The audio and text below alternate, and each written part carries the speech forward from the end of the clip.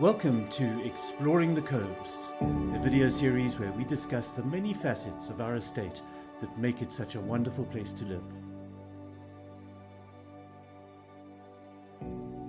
So you would have noticed that our payoff line is naturally perfect, and in 2016 the community through the AGM approved an environmental management plan, and we have now in 2022 updated it. It's a 64-page document which gives a framework and a mandate to the management team to ensure that our biodiversity is preserved and enhanced.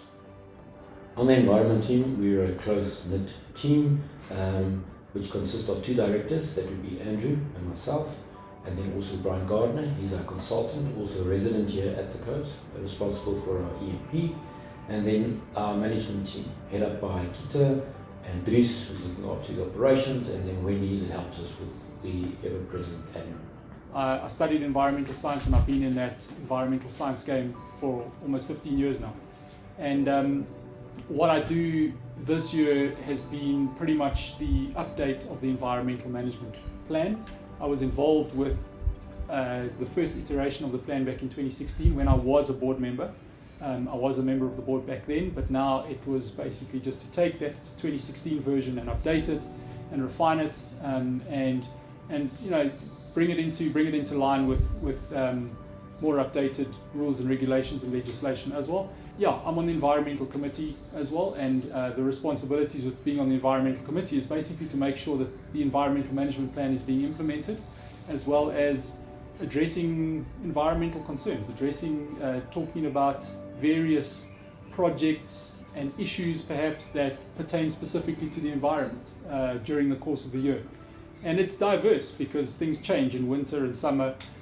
You've got your growing seasons, you've got your fire seasons, so you need to make sure that everything is planned accordingly. So that's sort of the responsibility on the environmental committee, is to make sure that that planning happens and that it is executed by the management team.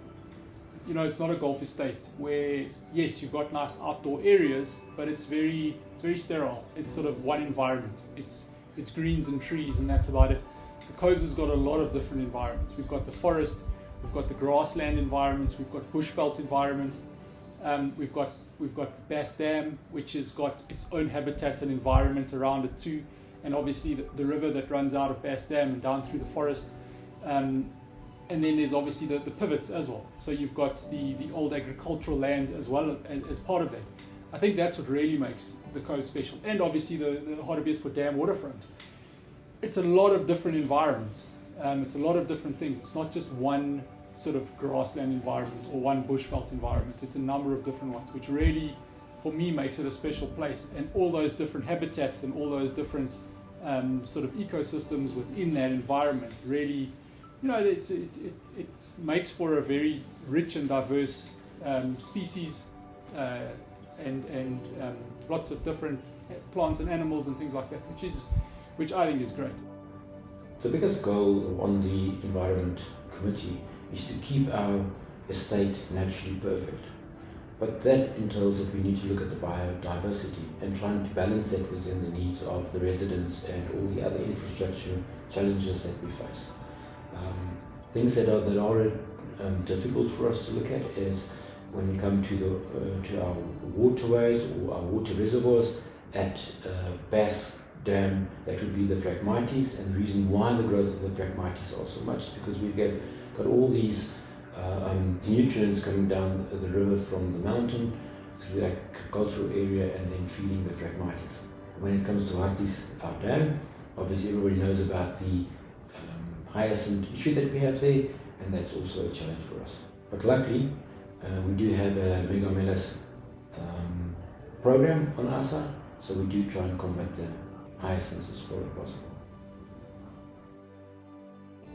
The Coves, naturally perfect.